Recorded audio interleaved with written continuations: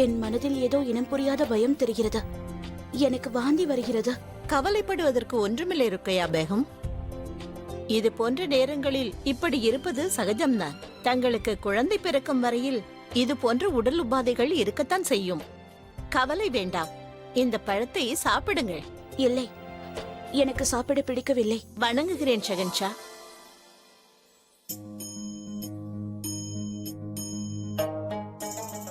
தங்களிடம் ஒரு கோரிக்கை. சொல்லுங்கள். பெரியம்மாவை போல் தாங்களும் எனக்கு பாலூட்டியவர்கள் தான். எனது விருப்பம் என்னவென்றால் பக்கீர்களுக்கும் அடிமைகளுக்கும் தங்களின் கைகளால் தானம் வழங்க வேண்டும். தங்கள் உத்தரவுப்படியே ஆகட்டும் ஷகன்ஷா.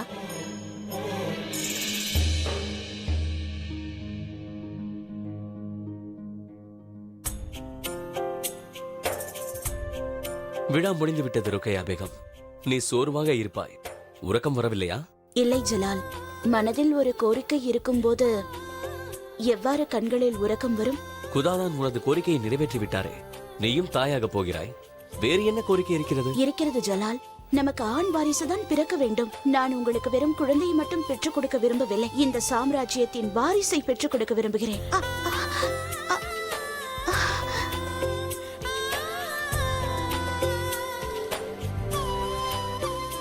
நான் சந்தோஷமாக இருக்கிறேன்.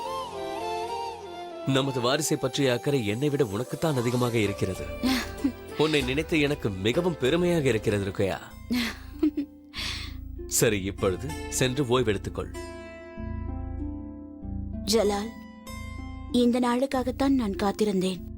ரஹீம் எப்படி உங்கள் மீது ஏறி விளையாடுவானோ அதே போல்தான் நமது குழந்தையும் தங்கள் மீது ஏறி விளையாட வேண்டும். ஒரு விஷயம் கூறு ருக்கையா. உனக்கு எதை நினைத்து சந்தோஷமாக இருக்கிறது?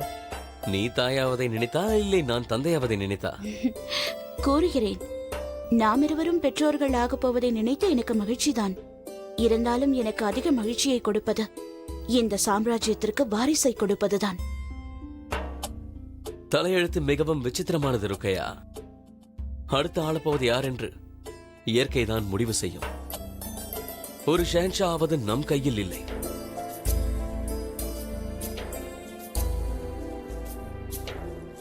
ஜலால், இந்த இயற்கையும் பூமியும் நமது குழந்தையை ஷெகன்ஷாவாக தேர்ந்தெடுப்பது இருக்கட்டும். இப்பொழுது தாங்கள் கூறுங்கள், தங்களுக்கு எது மகிழ்ச்சியை அளிக்கிறது? நிச்சயமாக நான் தந்தையாவதை நினைத்துதான் ருக்கையா. ஒரு தந்தைக்கு தன் குழந்தையை விட வேறு எதுவும் மகிழ்ச்சியாக இருக்க முடியாது. நான் முடிவு செய்துவிட்டேன் ருக்கையா. இனி ஒரு வருடத்திற்கு நான் நிச்சயமாக எந்த போரிலும் கலந்து கொள்ளப் போவதில்லை. எங்கேயே இருக்கப் போகிறேன், அதுவும் உன்னுடன், நமக்கு பிறக்கப் போகும் குழந்தையுடனும். ருக்கையா, குதா என் மீது கருணை காட்டிவிட்டார்.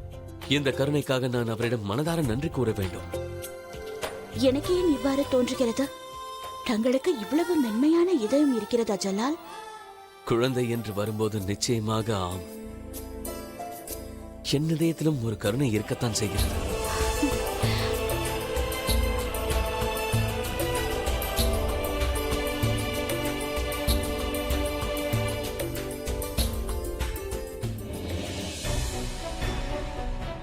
ஜலால், எங்களை அழைத்ததற்கான காரணம்? அப்படி என்ன அவசரம்? அனைவரையும் அழைத்திருக்கிறாய்? தாயே, என் மனம் ஏனோ சஞ்சலித்துக் கொண்டிருக்கிறது. ஏன் இப்படி இருக்கிறது என்று எனக்கு தெரியவில்லை. எனக்குள் ஏதோ ஒரு விசித்திரமான உணர்வு, ஏதோ ஒரு பதட்டம். உன் உடல்நலம் சரியில்லை என்று எனக்கு தோன்றுகிறது. நான் இப்பொழுதே சென்று வைத்தியரை... அதற்கு அவசியமில்லை பெரியம்மா. அப்படி என்றால் கூறு ஜலால், எதனால் உனக்கு இந்த சஞ்சலம் என்று கூறு. அது என்னவென்றால், இதற்கு முன் இவ்வாறு இருந்ததே இல்லை. உறங்க சென்றாலும் எனக்கு உறக்கம் வரவில்லை. அனைவருடனும் இருந்தாலும் ஏதோ தனிமையில் இருப்பது போல் தோன்றுகிறது. தனிமையில் இருந்தால் அனைவரும் வேண்டும் என்று எனக்கு தோன்றுகிறது. உனக்கு இப்பொழுது நேர்ந்தது என்ன என்று புரிந்துவிட்டது. கூறுங்கள் பெரியம்மா, நான் ஏன் அவ்வாறு உணர்கிறேன்? உன் மனதில் இருக்கும் மகிழ்ச்சியை உன்னால் கட்டுப்படுத்த முடியவில்லை. அல்லாஹ் என் ஜலாலிற்கு இத்தனை வருடங்கள் கழித்து சந்தோஷத்தை தந்திருக்கிறார். முகலாய சாம்ராஜ்யத்தின் வாரிசனுடைய வருகையால் வந்த சந்தோஷம் இது. பிள்ளை பெறப்போவது ஒரு தாயாக இருந்தாலும் ஒரு தந்தையும் குழந்தை பிறக்கும் வரை கவலையாகத்தான் இருப்பார். உன் சஞ்சலத்திற்கு காரணம் இதுவெனில் நீ பயப்பட வேண்டாம் ஜலால். இது மகிழ்ச்சிக்கான நேரம். அல்லாஹ்வுடைய கருணையே கருணை. இத்தனை வருடங்கள் கழித்து இந்த மாளிகையில் அனைவரும் மகிழ்ச்சியுடன் இருப்பதை பார்த்தால் எனக்கு நிறைவாக இருக்கிறது.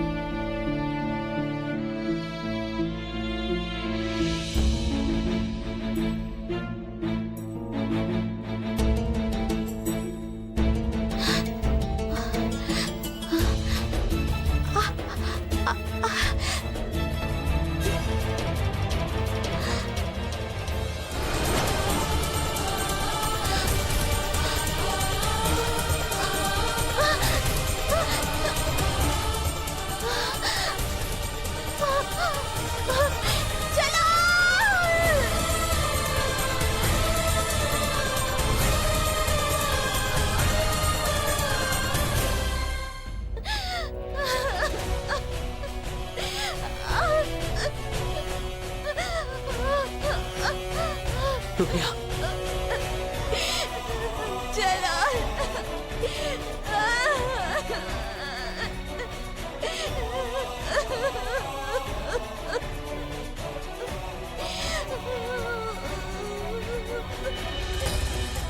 பெரியம்மா, ருக்கையாவுக்கு என்னவாயிற்று? ஜலால் இந்நேரத்தில் சரியாக எதுவும் கூற இயலாது. ஆனால் என்னால் ஒன்று மட்டும் கூற முடியும். இப்பொழுது ருக்கையாவிற்கு வைத்தியம் தேவை, அதுவும் உடனடியாக. ஆனால் நீயோ இங்கு இருந்தால்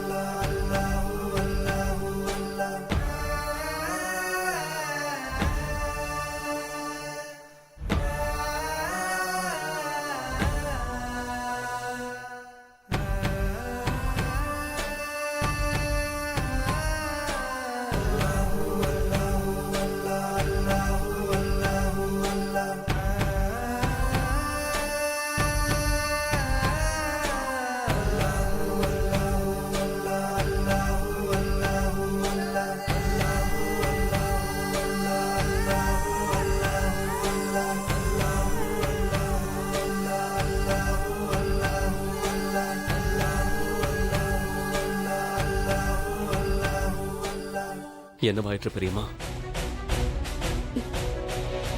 ஜலால், அது பேகம். பெரியம்மா, உள்ளதை உள்ளபடியே கூறுங்கள். பேகம் ருக்கையாவிற்கு கர்ப்பம் கலைந்து விட்டது.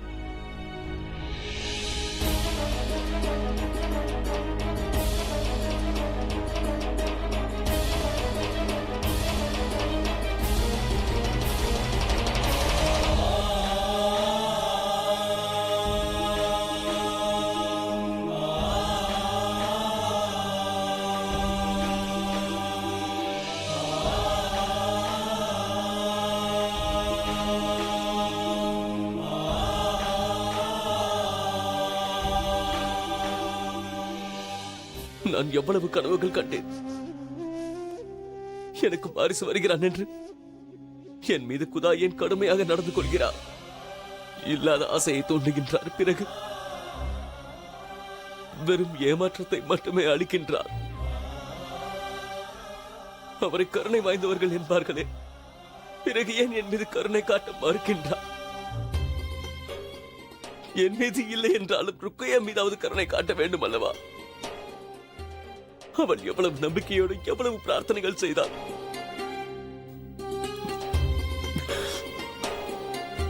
ஏன்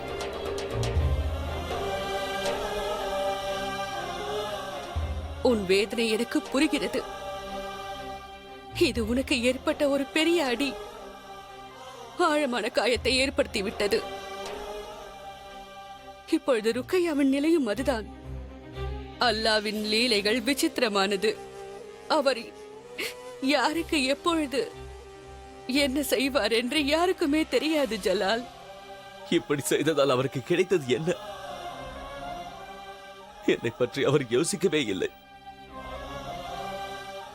பெரியம்மா, வேண்டுமென்றால் என் சாம்ராஜ்யத்தை எடுத்துக்கொள்ள சொல்லுங்கள், என் சிம்மாசனத்தை எடுத்துக்கொள்ள சொல்லுங்கள், என்னிடம் இருக்கும் அனைத்தையும் எடுத்துக்கொள்ள சொல்லுங்கள். ஆனால் எனக்கு என் குழந்தை மீண்டும் வேண்டும். என் குழந்தையை திருப்பி கொடுக்க சொல்லுங்கள். எனக்கு என் வாரிசு வேண்டும்.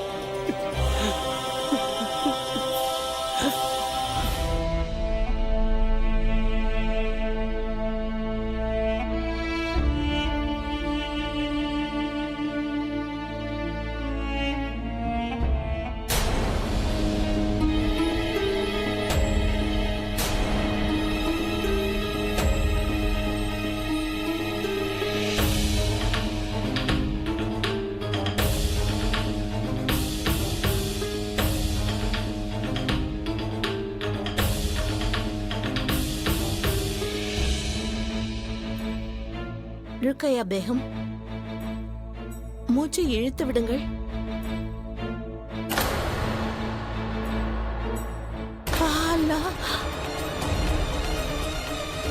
போஷியா, நீ பேகத்தோடு இங்கேயே இரு.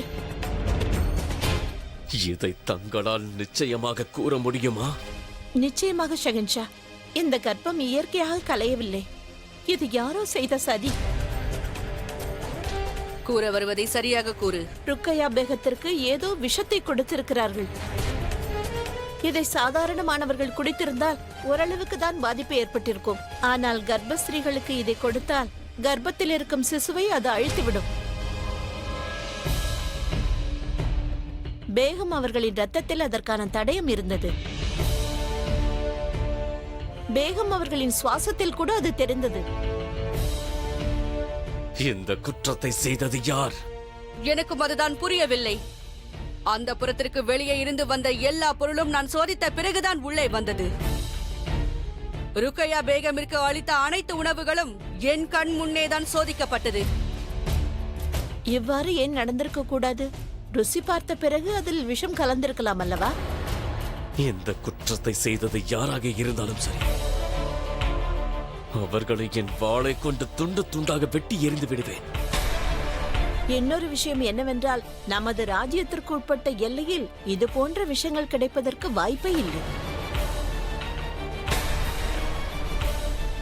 சாதாரணமானவர்கள் அதை சேகரிப்பது கஷ்டம். இது நமது எல்லைக்கு வெளியிலிருந்து தான் வந்துள்ளது. நமது எல்லைக்கு வெளியில் இருந்தா? ஆம், ருக்கையா பேகம் இறுதியாக எதை உண்டாரோ அதில்தான் இந்த விஷம் கலக்கப்பட்டிருக்க வேண்டும். அதனால்தான் அந்த வாடை இன்னும் இருக்கிறது.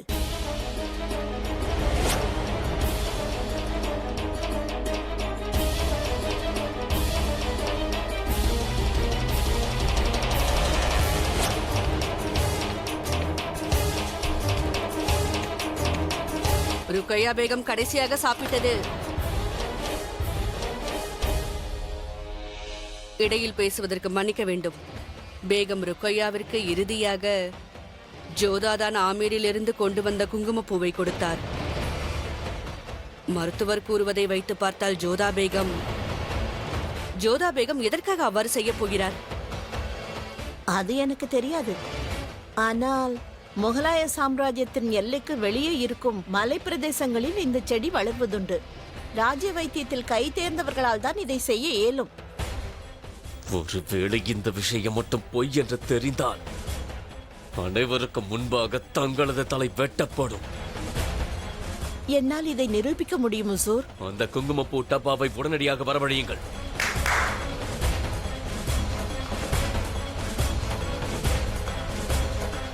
இதோ இதுதான் ஜோதாவின் சகோதரர்கள் ஆமீரில் இருந்து கொண்டு வந்த குங்குமப்பூ. இதை ருசி பார்த்து கூறுங்கள்.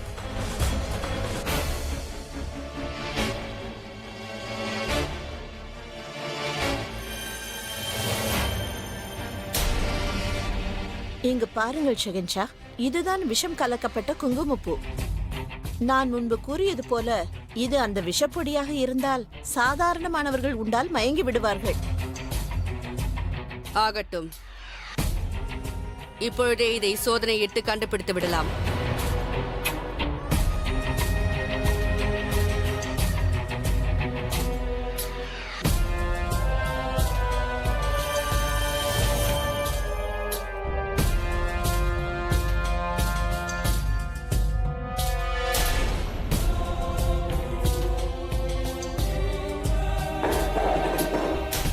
பார்த்தீர்களா ஷெகன்ஷா, இதனுடைய தாக்கம் இவ்வாறுதான் இருக்கும். கண்டிப்பாக குங்குமப்பூவில் விஷம் கலக்கப்பட்டுள்ளது. ஜோதா,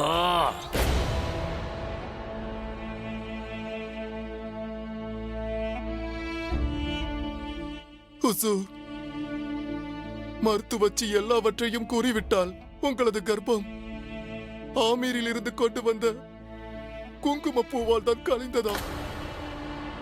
அந்த குங்குமப்பூவில் அரளி விதையின் குறைந்த வீரியம் கொண்ட விஷம் கலக்கப்பட்டிருந்ததா? கர்ப்பத்தில் இருந்த கருவை அநியாயமாக பழிவாங்கி விட்டார்கள்.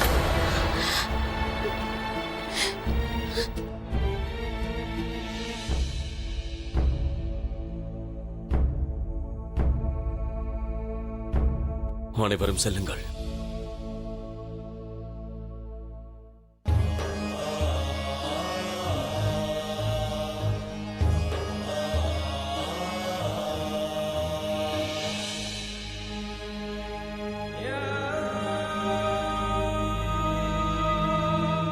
என்னால் தாங்கிக் கொள்ள முடியவில்லை ருக்கையா. என்னாலும் இதை தாங்கிக் கொள்ள முடியவில்லை. உண்மை தெரிந்தும் என்னை பார்க்க இங்கு வந்திருக்கிறீர்கள். தாங்கள் உடனே சென்று அந்த குற்றத்தை இழைத்தவர்களுக்கு தண்டனை கொடுக்கவில்லை. ருக்கையா, எனக்கு அனைத்தும் தெரிந்துவிட்டது ஜலால். அந்த ஜோதாவால் எனது சந்தோஷத்தை தாங்கிக் கொள்ள முடியவில்லை. பசுத்தோல் போர்த்திய புலி அவள். அப்பாவியாக நடித்து நமது குழந்தையின் உயிரை அநியாயமாக அழித்து விட்டாள். சீர் செய்கிறேன் என்று சிசுவை அழித்து விட்டாள். நமது குழந்தை நீண்ட ஆயுளுடன் இருக்க வேண்டும் என்று வேண்டுவதை போல் நடித்து அதை பிறக்க விடாமல் அழித்தே விட்டாள். முதல் உணவை எந்த தேக்கரண்டியால் அழிக்க வேண்டும் என்று நினைத்தாலோ அதை கொண்டே இறுதி உணவை அழித்து விட்டாள்.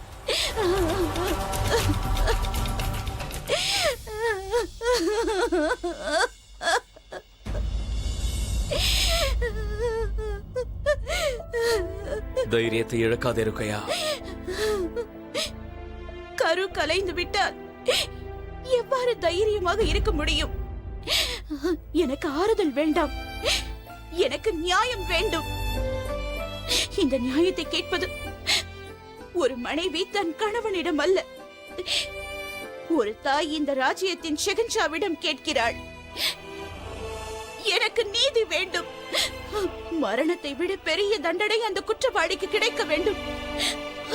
அப்பொழுதுதான் என் மனம் மாறும். அவள் என்னை போட்டியில் வென்று விட்டாள், அதை நான் பொறுத்துக் கொண்டேன். ஆனால் என்னை பழி வாங்குவதாக நினைத்து சிசுவை கொலை செய்தால் நான் எப்படி தாங்கிக் கொள்வேன் ஜலால்? இதற்கு எனக்கு நியாயம் வேண்டும். இந்த குற்றத்தை செய்தது அந்த ஜோதா பேகமாக இருந்தாலும் சரி, எனக்கு நியாயம் வேண்டும் ஜலால். எனக்கு நியாயம் வேண்டும்.